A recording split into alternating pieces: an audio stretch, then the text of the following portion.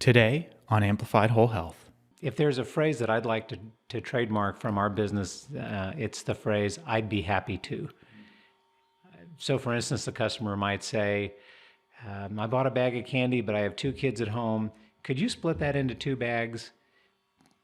I suppose I could say, well, sure, or no problem. But my response is, I'd be happy to. And I really am happy to do that. It's not to be hokey, but it really is my privilege and my pleasure to serve people.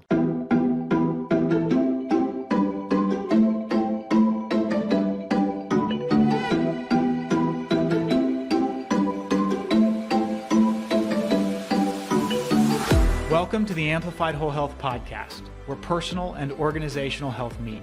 I'm your host, Justin Collier, and my goal is to bring you insightful interviews with business owners and leaders from a variety of different industries. We'll be talking about employee development, leadership, company culture, and quality products and services, and how they drive success in business. Thanks for joining me, and let's get started.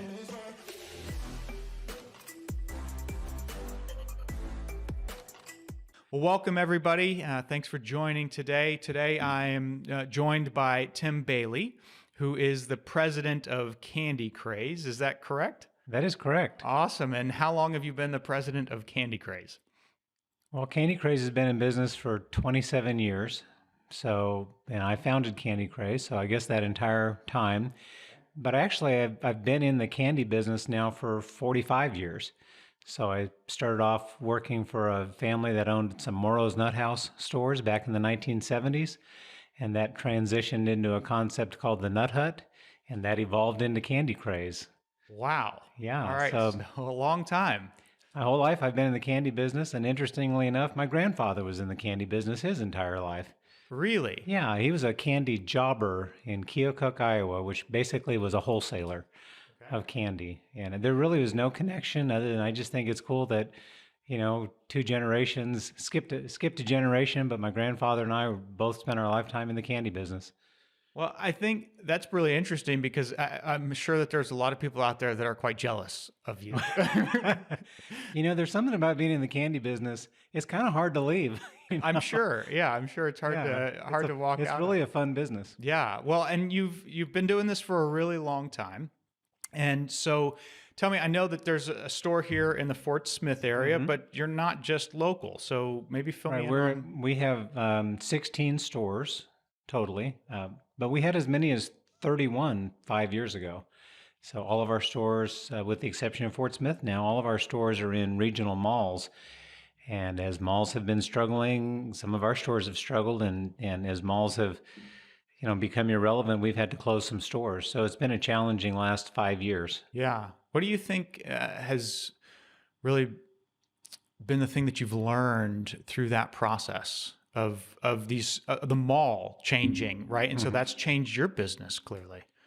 Yeah, it has. And I think the thing to learn in this is that concepts, shopping patterns, people evolve, and you have to be willing to evolve with that. And really, that's been the history of our entire business. The reason Candy Craze exists because the previous concept, the Nut Hut, had to evolve or go away.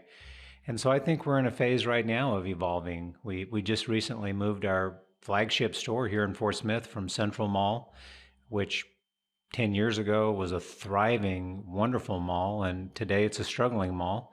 And so we've moved outside the mall into a lifestyle center next to Target, and we're going to see if our concept has life outside of a mall. Yeah, that's got to be pretty exciting.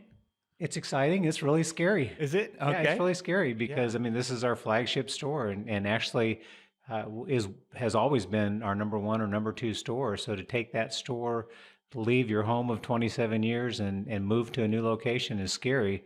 But we've only been in there 3 weeks. It's been a lot of fun and very rewarding so far. Well, I had the opportunity to stop by and check it out, which was really exciting. Yeah. Obviously, I'd seen the other one, the new store. It's bigger, it's better, it's brighter. There's more of everything, it seems. Yes.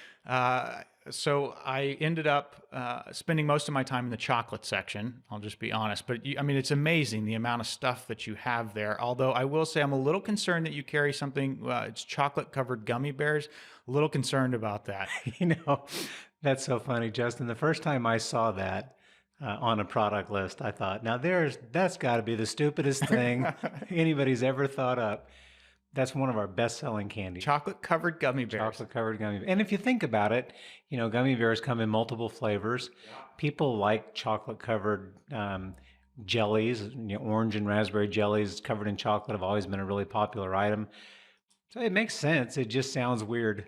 I'll be honest, we tried them and it is a different experience. It's just this gooey, chocolatey thing. You know, when we were on a road trip one time and my kids had a bag of just mixed up candy, and one of my children said, "Dad, I just ate 2 M&Ms and a cherry jelly belly, and it's the best thing I've ever had." So I started doing it, and I've decided chocolate covered jelly bellies should be the next thing. Next thing. It's All really right, good. are you hear that, Jelly Belly? Get ready. Start the production. Yeah. Wow. So that's really, yeah, it was just really a lot of fun. I mean, there's so much candy in there, and who doesn't like candy? I mean, of some form or fashion, it's fun to snack on and enjoy. You know, we've always felt like selling isn't the right word. We're providing fun and candy. Yeah. And if it's not fun, then it really doesn't work. And one of the things in our older concept, in our original concept that became not fun, that we changed in the new concept, was just the pricing. Originally, we had priced all of our candies, the whole store, to be one price per pound. And that made sense 10 or 15 or 20 years ago when the cost of a chocolate malt ball and the cost of a gummy bear were pretty similar. Yeah. But they've diverged a lot. Chocolate is really expensive. Gummy bears aren't that expensive. So in our new store, we've gone from everything being $12.99 a pound to gummies and jelly bellies and things like that being $8 a pound. So much more reasonable. And then 2 chocolate sections, one at $12 and one at $16 a pound. And customers love that. It's more fair. You're actually paying about the right price for what you're getting, keeping in mind that you can pick and mix from hundreds of bins of candy. Yeah. So that's something in our new concept that's an evolution of our concept that I'm excited to see. We're sacrificing a little bit of margin, but we're selling a lot more candy. So that's a win. It's a win. Yeah. So far. Really great. Yeah, that's really wonderful. So let's talk a little bit about strategy. Yeah. And, you know, you started off as one store here in the Fort Smith area. Fort Smith was our first store. And then how did you make decisions to start growing? What did that process look like? I love to tell this story, Justin, because this is really fun. We opened our first store here in Fort Smith on October 3rd, 1993. And Central Mall at that time was owned by Ed Warmack, the Warmack family. And on the day we opened, our store was wall-to-wall people, which is not unusual for a new concept in Fort Smith. Mm-hmm. But one of the people that came to our store that day was Ed Warmack, who owned the mall. He took my wife, Connie, and me out to lunch. And he said, "What are you doing on Monday?" And I said, "I don't know, Mr. Ed, what you have in mind?" And he said, "Well, we lived in Kansas City at the time." He said, "Will you be back in Kansas City?" And I said, "Yes, we're going home tomorrow." And he said, "I'm going to pick you up at the airport in Kansas City at 7 o'clock Monday morning, if you can meet me there. And we're going to go see all my malls." So 7 o'clock, I met Mr. Ed at the municipal airport in Kansas City, and we flew to, I think, 6 or 7 malls that he owned at the time. And he had a location in mind in every one of those malls for a Candy Craze store. And we ended up opening stores in, I think, 5 of those malls. Wow. And within the course of a year, we went from 1 Candy Craze store to 9, and then eventually just built from there. That's wild. And really, our growth was not as purposeful and strategic as, you know, it might sound really impressive if I told you that I had all that. But really what was more typical is, you know, we'd open a store, for instance, in Paducah, Kentucky, and the owner of that property, Cafaro Company, said, "You know, we have a mall that's exactly like this in Clarksville, Tennessee. And if you're doing well in Paducah, you'll do the same amount of business in Clarksville." Sure enough, they were right, and we did the Clarksville store also. So much of our growth has been just organic like that. It's a relationship with landlords, Yeah. and then expanding into their properties.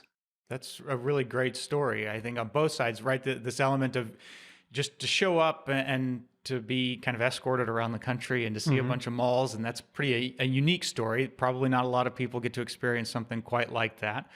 But then on the other side of that is that you also have done it just organically as you've moved Hmm. into a location that over time, as you've gotten to build relationships with people, that it's opened up opportunity for you. Hmm. That's pretty awesome. People in the Fort Smith area will remember Ed Warmack. He was a perfect gentleman. I loved the Warmack family. One thing that was really funny about that trip, though, was Mr. Ed and his pilots picked me up in a Learjet at Municipal Airport, and then we flew. I think the first place we flew to was Lawton, Oklahoma. And we got out of the Learjet and we jumped in like a 1974 Ford Fairlane, no air conditioning. One door didn't work, the windows didn't roll down. And he had a car like that at every airport so that when he got there, you could jump in that car and go to his mall. But the automobiles were not nearly as impressive as the Learjet. But you know what? I think there's probably some strategy in that too, right? Hey, if you knew Mr. Ed, that wouldn't surprise you at all. Yeah, probably not important to have super nice cars that you're going to No. go hop in on a rare occasion. Yeah. That's funny. Well, so that was the strategy for how you built a business. So maybe let's talk a little bit about your employees for a moment. I mean, you have these different locations, you have all of these employees that ultimately report up to you. How do you build and develop those employees to run a business because you're not there, right? I mean, you're here in this location, you got Right. these other locations. So how do you do that? Um, when we're hiring people, we're looking for people that well, we have a little formula we use. It's kind of hokey, but it works for us. When we're looking to hire or promote people, there's three things we're looking for, and the words all start with C. I don't think this is original to us, but we've done it for so long. I don't know who I stole it from. So the first C is competency. We're looking for someone who brings the skills and the necessary abilities to do the job. And that's a pretty low bar. I mean, the candy business is not real high tech. It's not very complicated. So if you can count and use a computer and walk and lift a 10-pound box and things like that, the competency level initially is not a real high bar. The higher bar is character. We want to work with people we can trust. Yeah. And I tell people right off the bat, I promise you can trust me. If I violate your trust, you need to go to work for somebody else. But it's really important that I know that I can trust you, because the currency of our relationship is going to be trust. And once that breaks down, I don't have the confidence to work with you anymore. So um, don't lie, don't cheat, don't steal. Um, and then the third one is chemistry. And that is, not the periodic table of elements, but can we get along? Are we compatible enough that you can tolerate my quirks and idiosyncrasies and vice versa? And once we get that, and sometimes it takes a while to get that person, but once we get that, we don't let those people go. We do everything we can to take care of them. So we have an employee that's been with us for 33 years. Wow. As a district manager. I hired her. She started off as a store employee at the Nut Hut in Muskogee, Oklahoma, back in however long ago that was.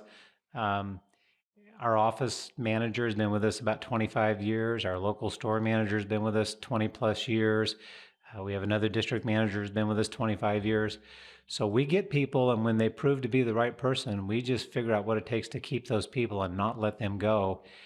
So it makes my job so easy. I'm working with people that have been in this business for a long time, who I trust, who I enjoy working with, and who I can delegate tasks and authority to. Yeah, that's wonderful. Yeah. So how do you typically help to build that trust? What are some of maybe the activities or things that you would go through to encourage that trust building? Well, I think, I have to establish trust from my perspective first. Mm-hmm. So, I mean, the first thing you do for everybody is if payroll is due on Monday, payroll is done on Monday. Yeah. If your rent is due on the first of the month, the rent is paid on the first of the month. You just always do what you say you will do. If you promise something to someone and you're able to fulfill that promise, you have to do it. And then, you give your employees a list of things that are expectations that you have from a trust perspective, and you just have to hold those people accountable to that.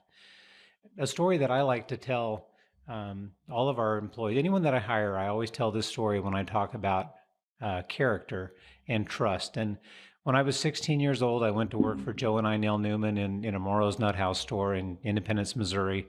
And Mrs. Newman is my business partner to this day. She's like my mom.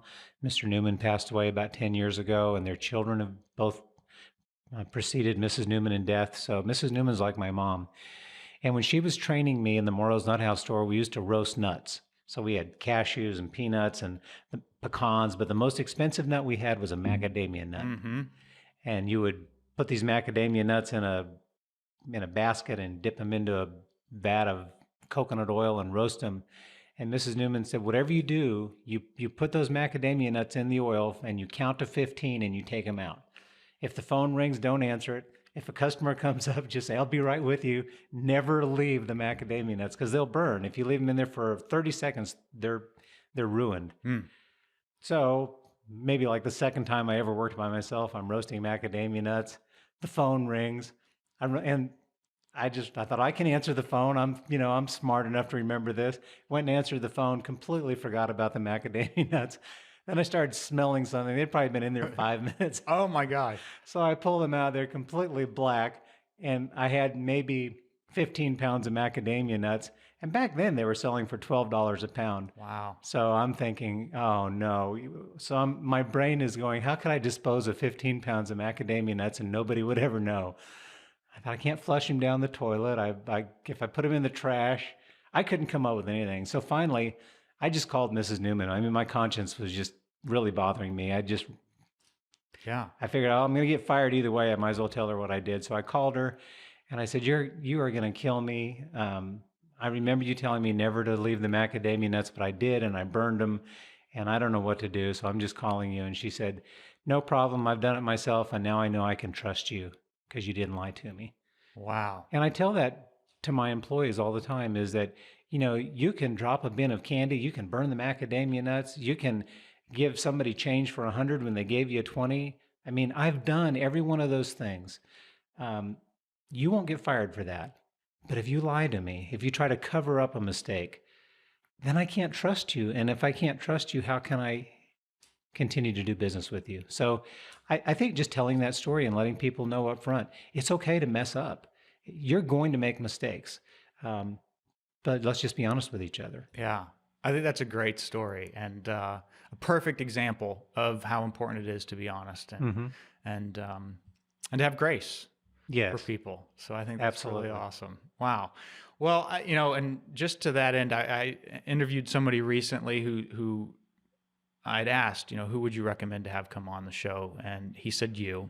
And he said, now that is a man of integrity. Wow. So it speaks volumes about the importance of trust to you and how important it is to you to pay people on time and to do those things that you say you're going to do and do them when you said that you're going to do them, unless there's something really preventing you from being able to do that.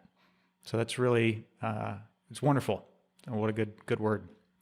It sure takes the stress out of doing business. I mean, business is hard and making money is difficult under any circumstances. But if you're always looking over your shoulder, wondering whether someone is being honest with you or whether they're playing games or trying to deceive you, that's a really hard stress. Yeah. So we don't have much of that. And even though we do show grace, we show very little grace towards dishonesty. Yeah. There's just not much of a threshold there to work with. Mm-hmm. Well, that's really great. Well, I think I'd like to talk maybe a little bit about the culture of your individual stores. And obviously we talked about the trust and how important trust is in building culture. What other culture elements do you have that are maybe important that you'd want to share? Well, you mentioned that when you were in our store, you had fun. It was a fun experience. Fun is part of our culture. And that really did not start with me. It started with Joe and Inell Newman. And when I went to work for them in their Morrow's Nut House store, maybe the second or third week that I worked for them, we were working on a Friday night. And in the store, they just kind of took me under their wings. They didn't have any sons. They had a couple daughters, and they liked me right off the bat. And so they would take me out after the store closed, and we'd go grab a bite to eat and have fun. And no matter what we did in the store, um, we were always having fun, always joking, always laughing, finding the humor in every situation. You know, if you had a customer that said something or did something funny, sharing those stories with each other. So part of our culture is to really have fun. And it can be a little stressful at times. The other day when you came in our store, we had two big shipments of candy that we had been waiting on. We were expecting one on Tuesday and one on Wednesday, and they both showed up on Friday.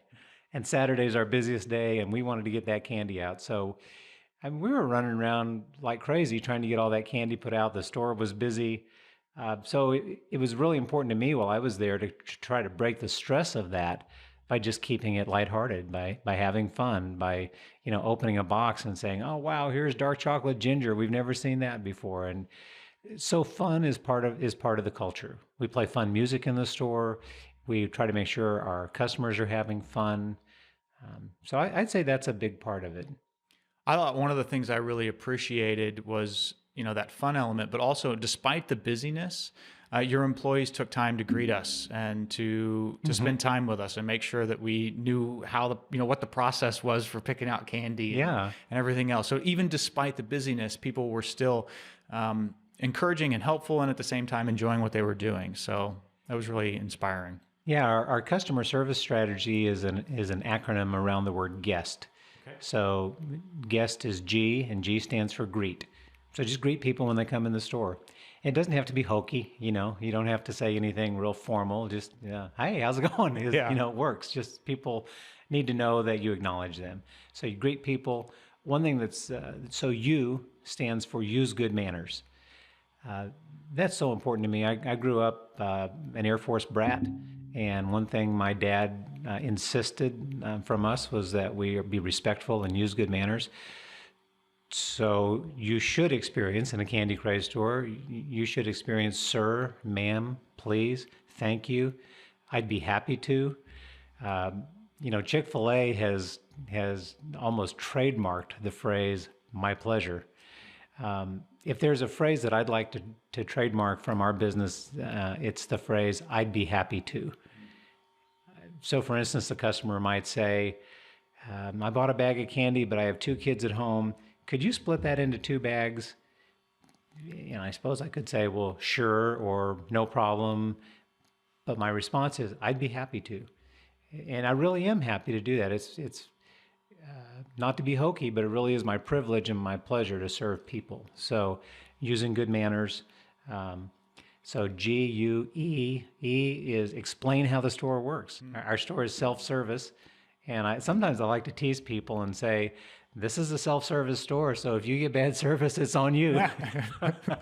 And people like that. It's funny. Yeah. But we do have to explain how the store works. It's different. It's self-service, but it requires a little bit of explanation. And just a couple of weeks ago, I had a customer. I actually walked into our store on a Sunday to buy a gift for my neighbor for a birthday present. And I observed a customer say to the employee working there, "I'm so frustrated. I don't know how this works." And of course, I just jumped into, employee mode and helped that person. And I told the employee later, "That can't happen. You can't have a person in our store who doesn't understand how it works." Yeah. So explaining how the store works. S in the word guest, S is for sample.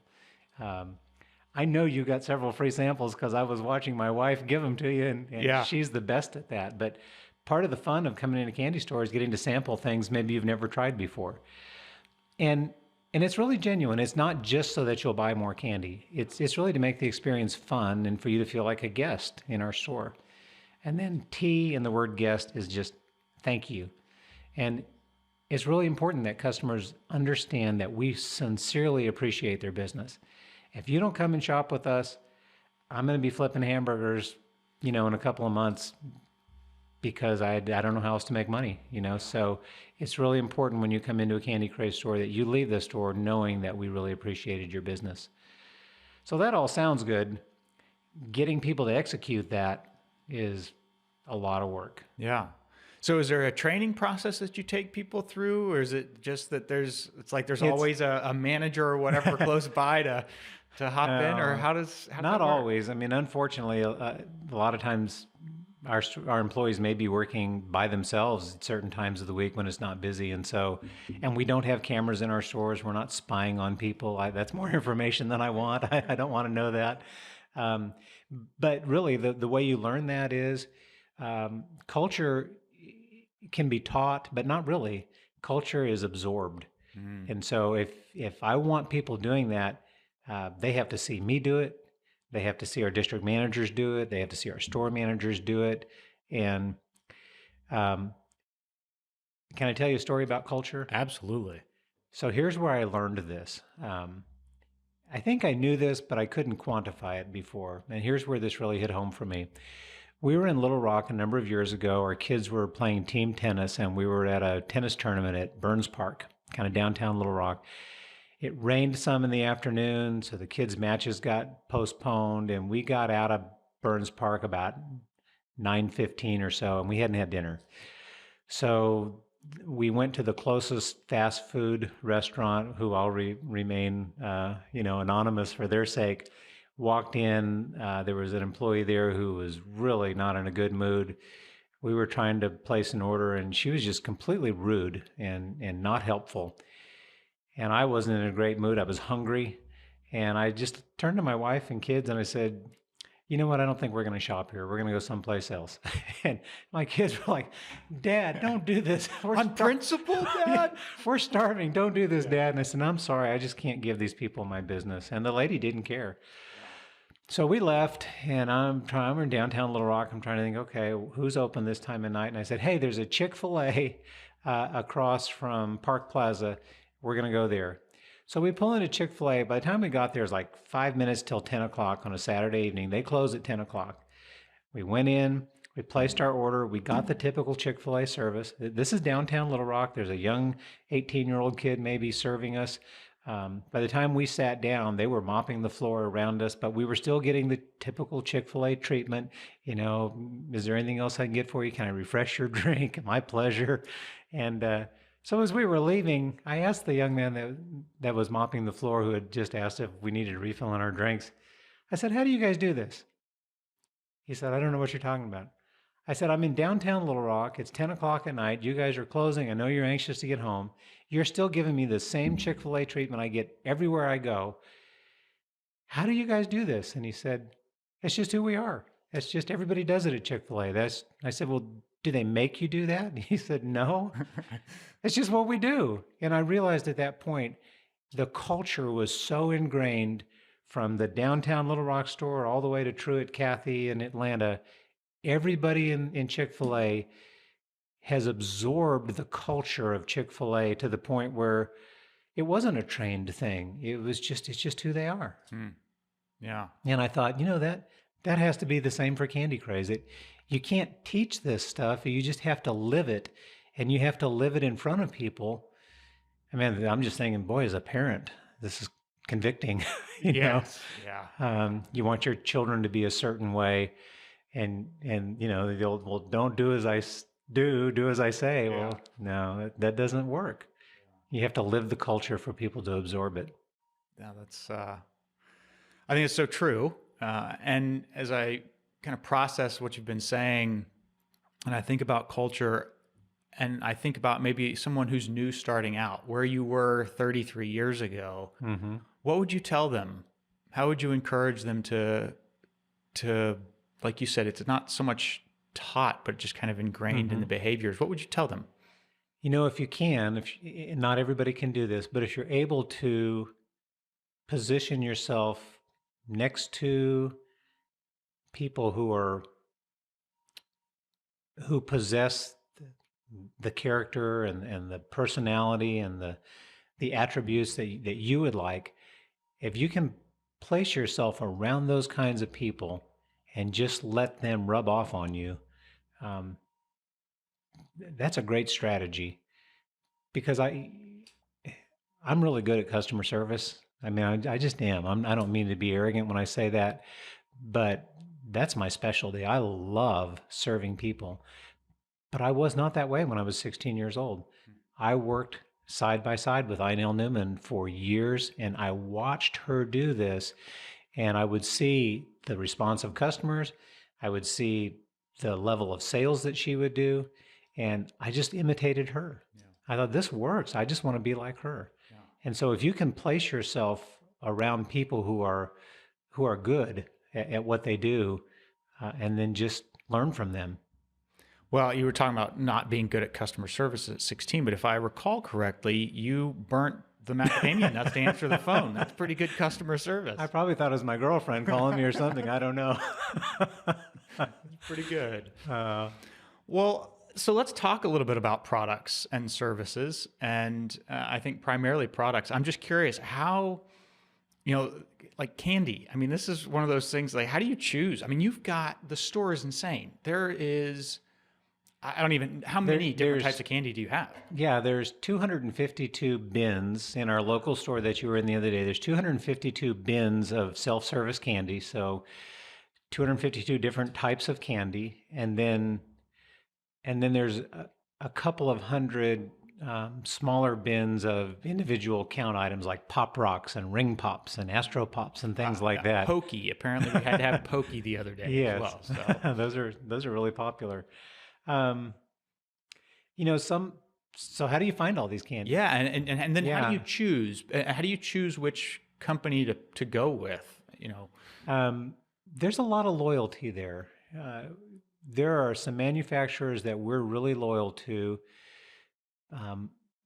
All of the ones we're really loyal to are made in the USA, and that's not a requirement. We do have some candies in our store that are made in Australia. Like we have a Kookaburra licorice is one of my favorite products. It's made in Australia. It's the best licorice on the planet. I can't find anything better than that, so that's why we carry it. But there are some manufacturers that we've done business with for 40 years that we're really loyal to, and they're really loyal to us. They take really good care of us. So we try to buy their product line, and we support their business, and they support our business. One of them is Albanese Confectionery Company in Merrillville, Indiana. They manufacture a lot of gummies, and they manufacture a lot of chocolate Which products. are amazing. Those gummies are amazing. So the best gummies I'd ever had were in Germany by a company called Baron Treff, and they were amazing. Mm-hmm. However, I met you a couple of years ago, and I think we were talking about gummies, and you said, I've got these really good gummies. And I'm thinking, there's no way. They are really good. Really good. They are. And, the German gummy bears are really good also. But a typical gummy selection might have 4 or 5 flavors. The Albanese gummy bears come in 12 flavors, and every flavor is fantastic. Yeah. And they're not just like watered down flavor either. Now they're really intense, really intense flavors. It's good stuff. And I've toured their factory multiple times, which is a super fun experience. You can actually tour their factory online if you want to. Just go to albaneseconfectionery.com or whatever it is, and or go to the food show or how it's made, and you can tour the Albanese or the Jelly Belly factory. Oh, cool! A lot of fun. So Jelly Belly is another company we've been loyal to for a long time. We carry a large selection of their products, all made in the USA, all extremely high quality. But then, here's the other thing I figured. If something sounds really stupid to me, it's probably going to sell. Chocolate-covered gummy bears. Like chocolate-covered gummy bears. Sour Patch Kids, when they first came out, that's so stupid. Why would anyone want to eat something that's so sour you can't even enjoy it? Yeah. We couldn't keep them in stock. My kids are huge into the soury stuff. We've been carrying for the last couple of years a line of cotton candy that comes in a tub and some really fun, unusual flavors. And the best-selling flavor of cotton candy is pickle. What? Yeah, and we didn't even want to order it. And I said, no, it's so stupid. We need to order it, and we can't keep it in stock. It's the best seller. Pickle-flavored cotton candy. What will they think of next? Yeah, people like things that are out there and fun and crazy. So most of it is trial and error. Yeah. We bring things in. Our suppliers and our manufacturers share knowledge with us. They'll tell us, listen, this product is working everywhere. Yeah. And I know that it's going to work for us if it does other places as well. And much of it is just trial and error. I think candy's one of those places where we give ourselves freedom to have a little bit more fun, Mm-hmm. where we're willing to say, yeah, I'll try something a little different. It's candy. Why Right. not? Versus, I don't really want to have peas and carrots. It's like, that's not super exciting. There is actually a candy peas and carrots. Of course there is. Of course there is. We've all been working through the stress and the difficulty of the pandemic that we've been going through. And it's just been tragic for some people. For many people, it hasn't touched their lives at all. But there's humor in everything. And it struck me maybe a couple months ago that the worst thing that could come of this would be if everybody lost their sense of taste. Mm. That would really be hard on my business. Yeah. Because now you don't need 12 flavors of gummy bears or 40 flavors of Jelly Bellies or pickle flavored cotton candy. Everything tastes like nothing. And so all you need is one jelly bean, one gummy bear, one cotton candy. It would completely ruin my business because everything we do is based on flavor and texture and even smell. Boy, to open up a box of pink grapefruit sour balls is a wonderful experience. When you open that box up and tear open the bag, the aroma that comes from that is just fantastic. And if you couldn't smell that, or when you open the bin, you can smell it. If you couldn't smell it, it would take away from the enjoyment. Yeah, from the enjoyment of it. So isn't it interesting that some of the things we take for granted are senses, smell and taste? I mean, how often do we stop to give thanks for taste or smell? We just take them for granted. But I know I have a friend right now who's going through the COVID thing. He's positive, and he said the worst part of this is I can't taste anything. Yeah. That would be horrible. And you're right. I mean, we do take it for granted. And in your business, that's everything. It's everything. I'm out of business if people can't taste. Yeah, you go from 230 bins to... So now we're going to have bins of spinach and Brussels sprouts and things that, well, it's good for me. I might as well eat it. Might as well have it now. That's not as much fun as the candy. No, it's really not. Wow. Well, as I think about the culture that you've built and just, I mean, you're infectious. I mean, just, it's so much fun to be around you. And I would imagine that your employees feel the same way. How often do you get to go and spend time with your different stores and employees? In a normal year, and this has not been a normal year, but in a normal year, I make a commitment to get to each of our stores a minimum of once a year, but preferably 2 to 4 times a year. We have a store in Las Cruces, New Mexico, so it's a long ways away. But it's one of my favorite trips to take each year because we own a motorhome. Candy Craze owns a motorhome. And my wife and I will jump in that motorhome and take a trip to New Mexico every year, have fun along the way, and get to our store in Las Cruces and spend a few days there visiting with our team and enjoying nature in New Mexico. So I mean, that's one of the parts of my job that I love. And this year has been a disaster for that. We have taken the motorhome out a few times, but we've not visited stores like we normally do. It's just not safe. And we've been so overwhelmed trying to figure out how to manage our business through this season. Mm-hmm. I've kind of jokingly said this is the second year in my career where I've actually managed a nonprofit organization. It is no fun. No, I can't. It's not any fun at all. So, yeah, a very different type of stress and a very different strategy, I'm sure, that goes along with the challenge. And I think maybe there's some solace in it, and maybe there's I don't know, maybe there's a network of folks that you've talked to, but other people are going through similar things. Mm-hmm. And I think that that's at least a positive because it helps provide perspective and an angle that you don't necessarily see, that someone else can say, hey, you know what, we went through that and here's what we've been doing in order to cope with or deal with or to change our model or whatever it might be. And just in your case, you've made the decision to open a store outside of the mall to try something different and to see how that goes.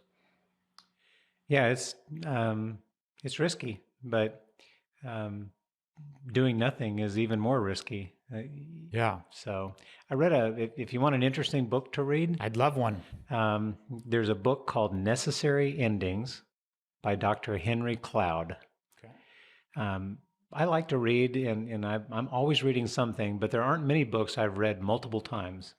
Um, I have read Necessary Endings multiple times. I even have it on my phone as an audio book, and there are certain chapters I have to go back and listen to because I need coaching. Because it's really hard for me to stop doing something, um, and the book of Necessary Endings gives us the coaching we need to say this doesn't work anymore, it's not healthy anymore, and I need to stop doing it in order to start doing something new and different. Yeah. So that's a great book. I would really encourage anyone to read that book.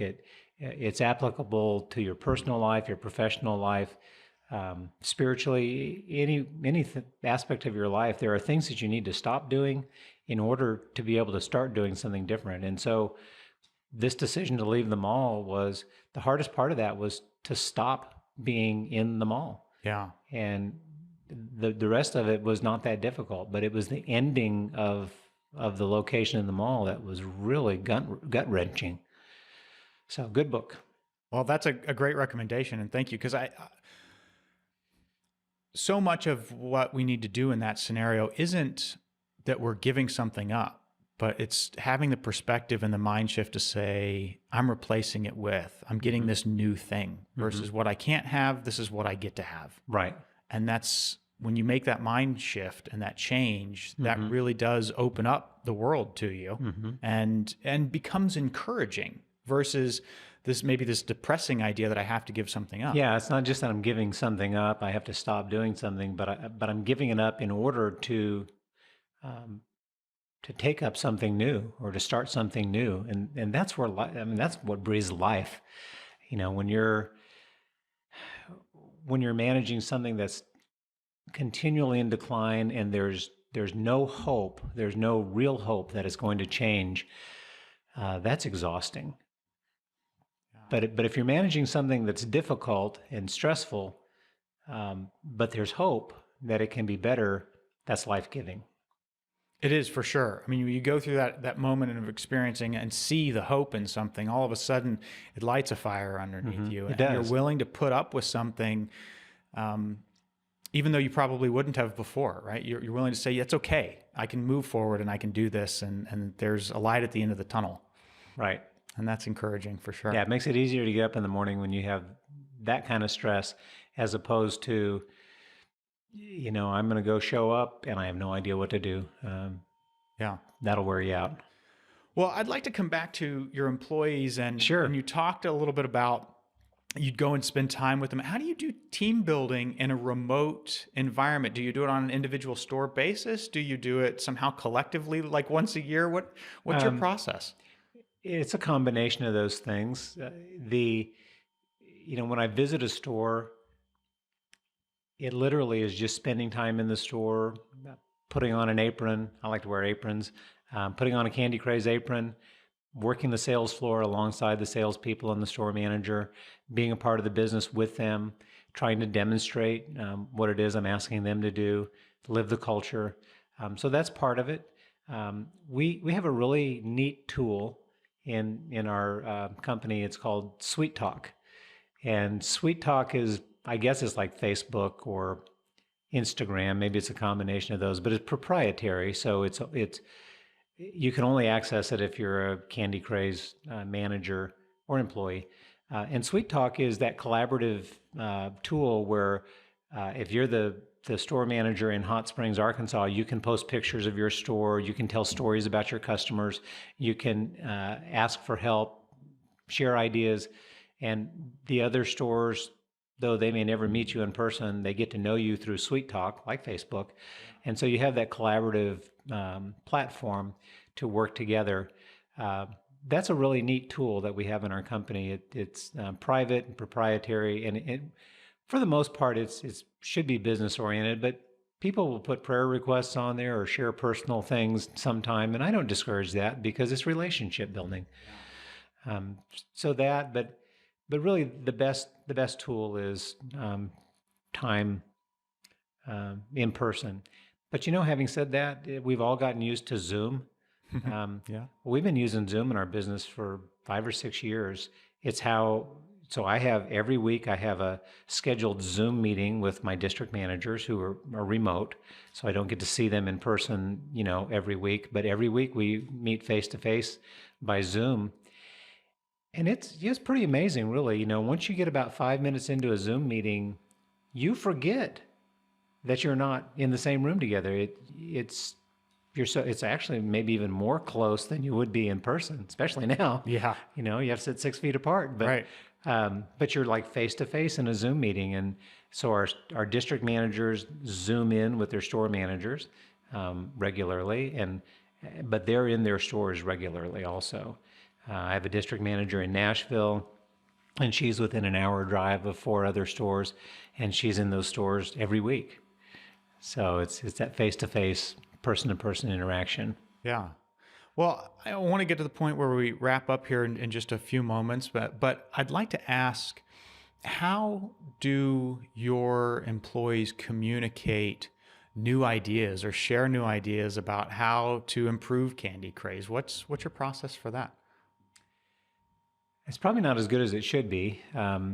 But Sweet Talk, the Facebook type platform I talked about, is probably the primary way to do that because you can show pictures of things. Like somebody might have been out at a store and they, not our store, but another store, they saw something, they snapped a picture of it, put it on Sweet Talk. And so that's probably a good way. One thing at Candy Craze is we have a real open phone policy. When you get your employee handbook, on the first or second page is my name, my phone number, my email address, and employees can call me for any reason. That's really important from a compliance standpoint. If anyone ever feels like they've been discriminated against or harassed in any way, they're obligated to call me or Shannon, who's our office manager, whoever they're most comfortable with. So as you get to know people, they feel pretty comfortable talking to you. And our managers particularly, and again, many of our store managers have been with us for 10 or 20 years. So we have long-standing relationship. And it's not unusual for them to just call and they want to talk to me and they've got an idea to share. Almost all of our good ideas come from the people who are working our stores because they're experiencing things firsthand. I can sit in my office and it's just not the same as being in the store, seeing what works and what doesn't work. Yeah. I think one of the things that stood out to me when I was in the store the other day is that you were right there. And like you said, you had your apron on and you were unboxing candy. I mean, It's my favorite job. one for the bin and 2 for you. 2 for the bin and 1 for me is probably more accurate, but it's my favorite job. And that's the job they hired me to do 45 years ago at the Morrow's Nut House. And it's still my favorite job. I like the physical activity of unloading a truck. I mean, I don't do this hardly ever, but that was a fun day. I've thoroughly enjoyed our new store. I'm working there probably 20 hours a week, and that's not typical for me. When our store was in the mall, I was there almost every day, but not working per se. But I've really enjoyed the new store, and putting stock away is about as much fun as it is as you can have in a Candy Craze store. Sure. Wow. Well, I just want to say thank you for coming on the show and telling us a bit about Candy Craze and how you see the world and just the positive things that you're doing within the community and the culture of your team. And it was just a lot of fun. So thank you. You're welcome. That was what I was going to say. This has been a lot of fun. I've thoroughly enjoyed it. Well, thanks so much. And I guess we'll wrap up. Great. Thank you, Justin. I'm grateful you chose to listen. Please help us out by following, liking, or subscribing to our content at Facebook, Instagram, YouTube, LinkedIn, Spotify, Apple Podcasts, and Google Podcasts. Take care and have a blessed day.